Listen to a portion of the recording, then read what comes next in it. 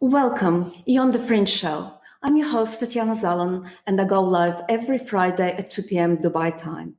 The Fringe helps you to navigate the rapidly changing world and increase the odds of your success. Here we discuss technology, startups, entrepreneurs, and mental models of successful people so that you too can take advantage of the opportunities in the new digital world. Today, it's 19th episode, and the topic of the episode, what we're going to talk about, is Worldcoin, perhaps one of the most controversial projects in the crypto space today. Some analysts refer to that as the scariest project so far. Others are saying that they are kind of a lot more upbeat about it. But my intention is this episode is to get a very fair and balanced view of the project. I'll talk about background, the vision behind the project, the technology behind it, the people and the investors as well, the positives, but also criticisms. Let me remind you, it's a live show and a usual disclaimer. And I'm not your financial or investment or health advisor, and this show is only for informational and educational purposes only. So please make yourself known. It's because it's a live show, and I will happily answer your comments as we go along, or just say hello. So let me give you a very, very quick facts about Worldcoin first. The project itself started somewhere earlier this year. We don't know exactly when. And it seems to have launched in late June this year. But the official announcement, or rather they were coming out of the stealth mode, that happened on the 21st of October this year, 2021. And that happened when Sam Altman tweeted that they officially introduced this project. It raised $25 million from venture capitalists at $1 billion valuation, immediately making them a unicorn. It's cryptocurrency, which is a layer 2 on the Ethereum blockchain using the technology named optimistic rollup. We'll talk about the technology in a bit more detail as well. It uses biometric identification, your iris reading, and this reading is done with the help of big spheric balls, chrome-like and chrome colored. It's called an orb. That's how the balls, these scanners are called. And they plan to onboard about 1 billion people in the next 2 years on this project. And as a pilot, it rolled recently out in countries like Africa and South America and Indonesia. Now, what's the vision behind this project? And that's coming straight from their website. They're calling it a new collectively owned global cryptocurrency that will be distributed fairly to as many people as possible. And then they later state, if a cryptocurrency were adopted at scale, it would vastly increase access to the internet economy and make applications possible that are now unimaginable. However, less than 3% of the world's population currently participates in cryptocurrency projects. To rapidly get its new currency into the hands of as many people as possible, Worldcoin will allow everyone to claim a free share of it. So you and me, whoever, will have an opportunity to claim a free share. And for this to happen, they're saying we first had to solve one major challenge, ensuring that every person on Earth can prove that they are indeed human, not a bot, and that they have not received their free share of Worldcoin already. This challenge is the long-standing problem of unique humanness. How can you prove you are you without telling us anything about yourself? One of the founders of Worldcoin, CEO Alex Vanier, further writes that the more participants a network like this has, the more powerful it becomes for its users, giving millions or billions rather of people access to one commonly owned network will lead to a major acceleration of the whole crypto space. Entrepreneurs all over the world will start building cryptocurrency applications that are barely imaginable today. That's what he's saying. But the vision on behind Worldcoin is a lot more grandiose, if you wish, and more ambitious than just being a cryptocurrency. This is what they're saying as well, both of the founders. It's a start of a wonderful grand social experiment. Sam Altman in particular thinks that it could show the world a new way to think about a prototype of UBI, universal basic income. We'll talk a little bit about universal basic income further in the show. Worldcoin could conceivably play a role in making this vision come true. I want to be clear, he says, it's pure speculation. There are no specific plans for any of this, but you could imagine doing something like Worldcoin distribution to identify everyone on Earth and then give them a UBI created by AGI profits. AGI stands here for Artificial General Intelligence, something that Sam Altman very actively working on. So what's the problem that Worldcoin is solving? And is it significant enough to justify just another cryptocurrency? 2 years ago, Vitalik Buterin, co-founder of Ethereum, wrote quite a popular paper about the hard problems still unresolved in crypto. And in this paper, he said that, one of the problems that he was talking about is the so-called Sybil resistance, which is closely related to what is known as proof of unique human problem. We'll talk about the Sybil resistance and what it means, Sybil attack, just in a second. So to Chris Dixon, who is one of the thought leaders in the crypto space and also a backer behind Worldcoin, to him, it would be very useful if every person on Earth could get, for example, a non-transferable, non-fungible token that provided, or rather proved, that we are unique human beings while protecting our own privacy. That would eliminate the need for all these captures that we see and fill in, or I'm not a bot, that's a capture, or enable better Web 3.0 voting systems, among other things. And the way Chris Dixon says he thinks about Worldcoin is, yes, it's both a platform for proof of unique humanness and also an app. So what's the big deal? Why is it important, this unique identity concept? If you're looking at what cryptocurrencies are used for today, they're mostly used for financial applications. But for blockchain networks to kind of move from strictly providing financial services into enabling and solving some of the social and political applications, we really need decentralized protocols for verifying unique human identities. Currently, most blockchains using their governance mechanisms or the memberships, and they employ two types of validation. One is proof of stake, and that means you need to own cryptocurrency, or proof of work, which means you need to own and use mining hardware.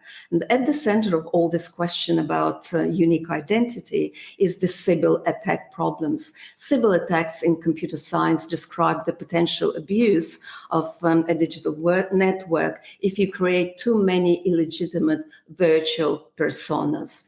And previously, it was really impossible to solve this problem in a decentralized identity environment. Currently, there are two ways of proving who you are on the internet. One is traditional centralized institutions, such as national ID issuers or providers of KYC, know your customer. Financial institutions are doing that. And most self-sovereign identity systems consist of strictly objective claims, cryptographically signed by trusted third-party testers. The problem with centralized parties is, well, who's verifying the verifiers? Yeah, right? And in the crypto space, we have a different way of proving identity. Some network protocols make use of subjective inputs, such as voting and vouching, to produce a decentralized and Sybil resistance consensus to identity. So that's a really central problem that's being solved by Worldcoin. How to come up with a Sybil resistant, subjective proof of humanhood in a decentralized environment. And arguably, it hasn't been attempted before, at least not at that scale. Now, let's talk a little bit about technology and token supply. The startup wants to put a crypto wallet of some other currency onto every human smartphone. But in order to do that, they need to build a way to determine whether someone is a unique human being. And that requires scanning people's eyeballs with 5-pound chrome sphere, which is called the orb. Worldcoin picked up this iris scanning because of irises are a lot more unique than any other biological measurements. And the Worldcoin itself is a second layer, layer 2, on the Ethereum blockchain.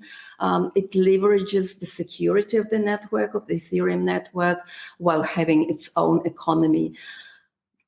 One of the problems that Worldcoin obviously needs to address is scalability, because if it goes to billions of people around the world, we need to have a technology that makes it really fast, cheap, and reliable. And this is what they're doing with the help of the so-called optimistic rollup on top of Ethereum. It's a scaling solution without going into too much technical detail. Worldcoin, they quite admit that they chose to build on the Ethereum blockchain because of the large developer network, which could also adopt Worldcoin when it comes to it. Also, they aim for very broad compatibility. The underlying token that they're using is the so-called ERC20 token. It's an Ethereum standard, and it enables compatibility with many existing tools and services. Users will be free to withdraw their funds to Ethereum mainnet, to migrate through bridges to other layer 2 on Ethereum solutions like Optimism, or even to a separate ecosystem like Solana or Polkadot. As far as the token supply goes, there's thinking of making it a fixed supply of 10 billion tokens, with 20% of this to be used for to fund all this production of orbs, but also initial protocol development, as you would expect. Now, does WorldChain, has any competitors? Surely they do. Bitcoin is one of the competitors, and in fact, one of the most common criticisms of WorldCoin is, well, we'll already have a world currency, and that's called Bitcoin, so why do we need another one? And the goal of creating global cryptocurrency is actually very ambitious, and that's been undertaken by several other parties. I have a show on central bank digital currencies. Central banks are very busy launching central bank digital currencies. Additionally, other stable coins from pegged currencies like USDT and USDC, algorithmic currencies, Float is one example. They're all encouraging global use and adoption. I also have a show on Diem and Facebook, and both Diem and Facebook, Diem Association is also working on a large world-scale financial system, which is what Worldcoin is doing as well. Worldcoin has a very rigorous user acquisition process. They're licensing their orbs, the orb cameras, to contractors all over the globe. Contractors manually go through the process of verifying each and every new user on the network in every city and every country on every continent of the globe at the moment. And in a nutshell, the company's proof of personhood onboarding works by capturing an image of a person's iris with this orb camera, converting that image into a hash code, which Worldcoin suggests they cannot reverse this process. And then it will be checked with a database to ensure that the hash associated with this iris hasn't already been uploaded. And if this is unique, then the hash will be saved, and users will be able to generate a wallet in their app for which the orb scans a QR code. So in the end, what do we get? We get a network of verified users that is tied to pseudonymous wallet codes, not real names, and a database of hashes rather than actual eyeballs. So it's hashes that are stored, not the real prints. They currently have the project in a pilot testing mode, 30 prototype devices out of the field already. They hope to add hundreds more in coming months before ultimately shipping thousands and thousands of orbs per month. There are 25 entrepreneurs, contractors in various countries. That includes Chile and Kenya and Indonesia, Sudan and France. After initial production and ramp-up phase, they expect that over 4,000 orbs will be distributed per month, and that makes around 50,000 orbs per year. So far, the average operator signed up to some 700 people per week per orb, if you will. These contractors are themselves in charge of picking up people, looking for people, finding them, eye scanning them, and endowing them with Worldcoin. Contractors themselves will be rewarded with Worldcoin to ensure this incentive alignment between them and the Worldcoin project. Over the course of the pilot project, they're saying that already 130,000 users have claimed their Worldcoin. So the pilot itself involves storing a lot of data, and not just iris data, not just images of people's eyes, but it's also bodies and faces and three-dimensional scans, according to the company's own promotional material. And they're saying that without doing that, collecting all that information during the pilot period, they wouldn't be able to fairly and inclusively give a share of Worldcoin to everyone on Earth. One of the challenges that they will probably need to address later on is the usual pumping and dumping challenge associated with all new projects in the cryptocurrency space. Let's have a look at the funding. They've received quite substantial funding, 25 million investment at 1 billion valuation. 20% of the project will go to the team and investors. It's a bit on the high side.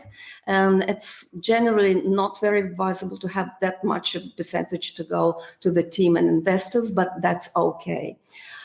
Who are the investors? They're the cream of the cream in Silicon Valley. It's Andreessen Horowitz, participation from Coinbase, and Reid Hoffman of LinkedIn, Day One Ventures, Multicoin, Jesse Walden from Variant. So many really, really good people.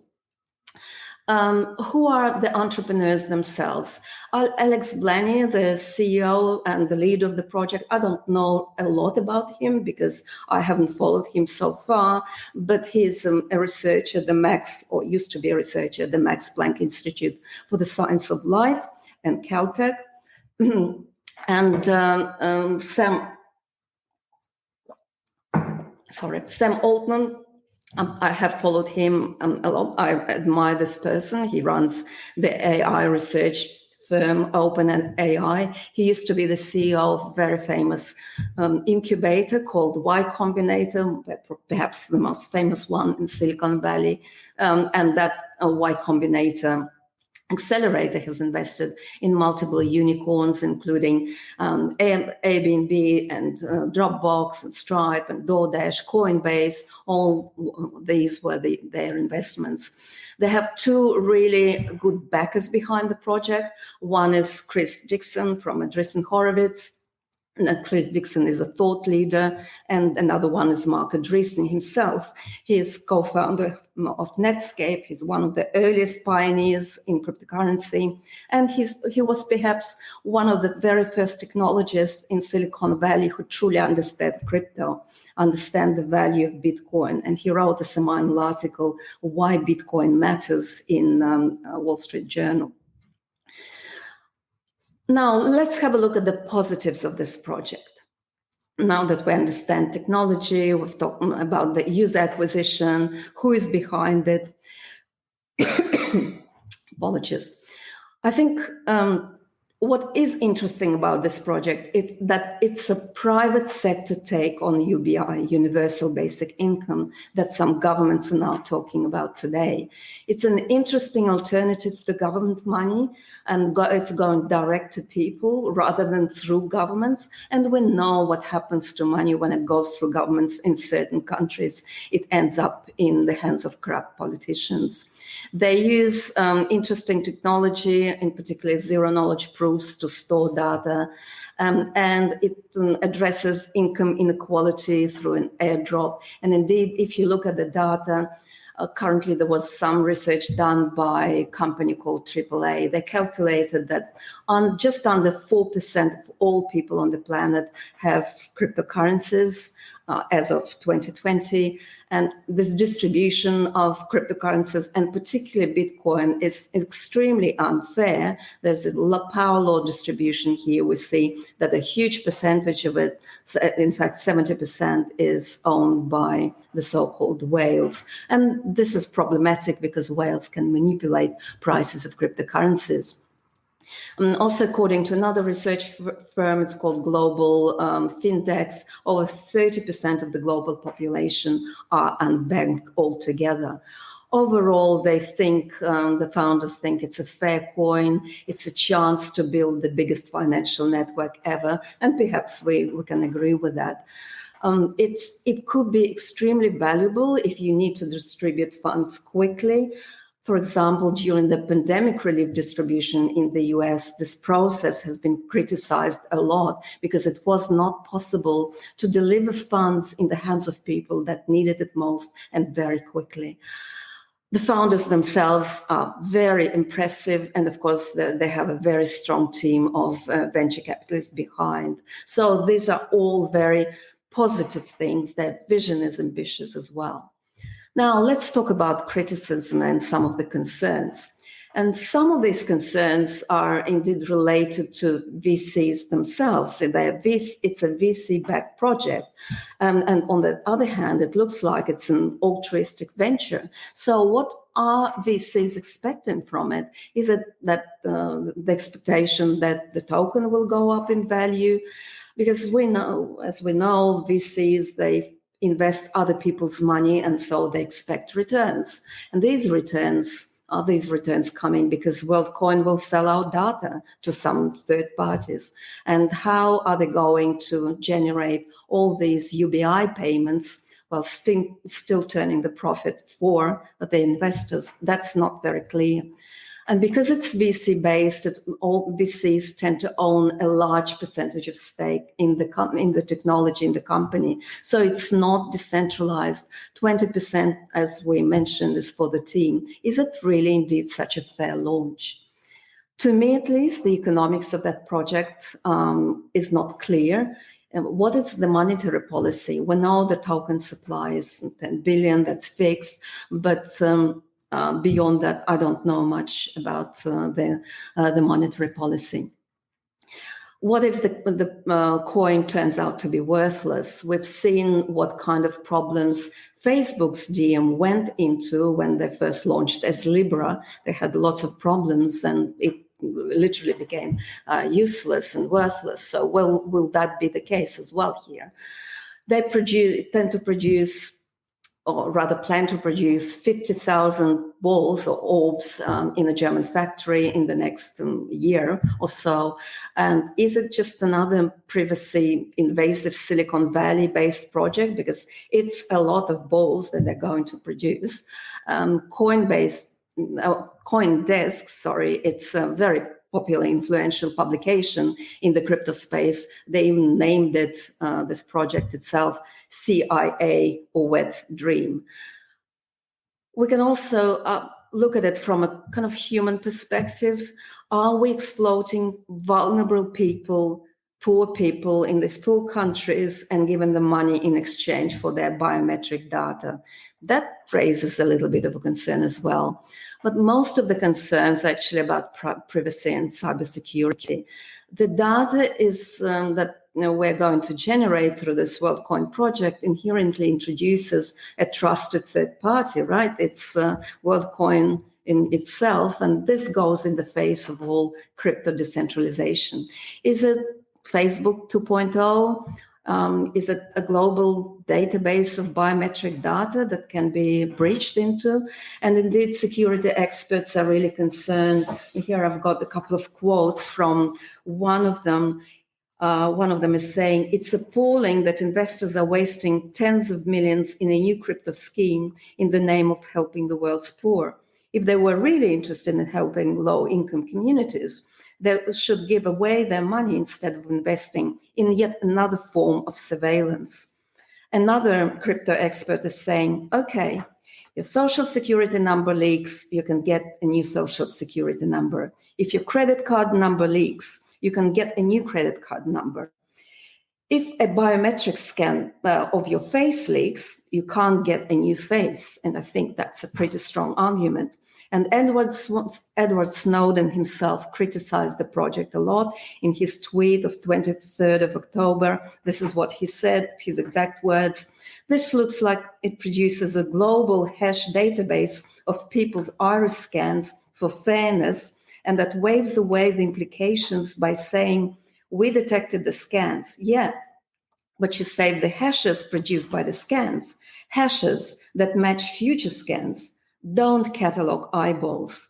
Don't use biometrics for anti-fraud. In fact, don't use biometrics for anything. We use zero-knowledge proofs. That's what Worldcoin says. Great, clever, still bad. The human body is not a ticket punch.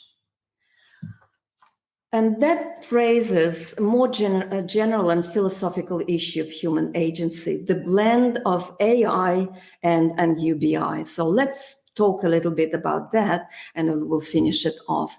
It's increasingly popular for some reason that I really don't understand to pair both AI and UBI, particularly among the tech elite in Silicon Valley. Global or UBI, they think that will be funded by profits that's generated by powerful AGI, artificial general intelligence. If we are looking at what universal basic income means, just to be on the same page, by universal basic income, we refer to the idea of giving everyone an income sufficient enough to meet basic needs with zero conditions on the income. So you can spend this income on anything you want, you're entitled to it anyway. It can be on, you choose to work or you choose not to work. You can spend on anything you like, at least in theory, or you can do whatever. And that's independent of anything, no conditions, no strings attached. Maybe there is some age, dependent on age, but possibly no other factors. And that makes the UBI as an idea very, very different from the welfare system that we have today, because welfare is always conditional. You have to meet certain criteria to be able to receive it. Not so with the UBI. I think also UBI confuses a bit the notions of income and wealth, because the still missing puzzle in all our capitalist system is how to create a more organic way for the middle class to sustain a form of wealth. We're not talking about income here. It's not so much about income. It's really wealth that we are trying to build. So the concept itself is a little bit suspicious. And it was really this very idea of pairing AI and UBI that was criticized a lot by people in Silicon Valley, including to some of them, it epitomized the AI ideology that's the most dangerous force in the world today. And we know that AI has already displaced a lot of workers, and it is projected to do so at an increasing rate in future. And technological displacement of humans has been happening for centuries. It's not a new phenomenon, but I think what is new about that particular time in our history and about the premise of AI is that unlike all the other industrial revolutions, this kind of automation can truly create a world where human labor of all kinds is no longer needed. And that creates a really interesting, or rather raises an interesting question about human agency.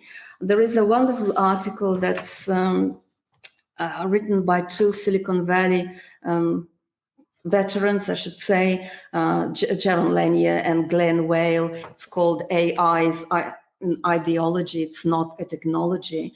At its core, they're saying artificial intelligence is a perilous belief to recognize the agency of humans. And before we just conclude, let me see some of the comments here. Hey, Larissa, great. Yeah. Is DNA more unique than irises? No, they say irises are apparently more unique than anything else and any other biometrics. There's so many distractions those days after they for human to feel connected. That's true, yeah. And this is why it's being criticized by so many people, yeah. Yeah, and they do have other ideas about us people. Creative projects by any human will become a very valuable asset. I also believe so. I think we're entering the world of creators, if anything else. Yeah, thank you, Larissa. Great insights here. And just some parting thoughts on Worldcoin. Is this really an innovative project that solves the old problem of the internet, proof of humanhood? Or is it just a dress rehearsal for universal basic income? Is this some kind of a global database of biometric data, which is highly centralized and therefore vulnerable to all sorts of attacks? Will it ease us into social credit system? Who knows? Or all these concerns are somehow unfounded? I'm not too sure. I'm in two minds. So please comment, please put your notes, please comment on YouTube channel, on Facebook. And I think this is it for today. Thank you very much for joining, and I shall see you on the Fringe next Friday at 2 p.m. Dubai time. Now it's time for some music.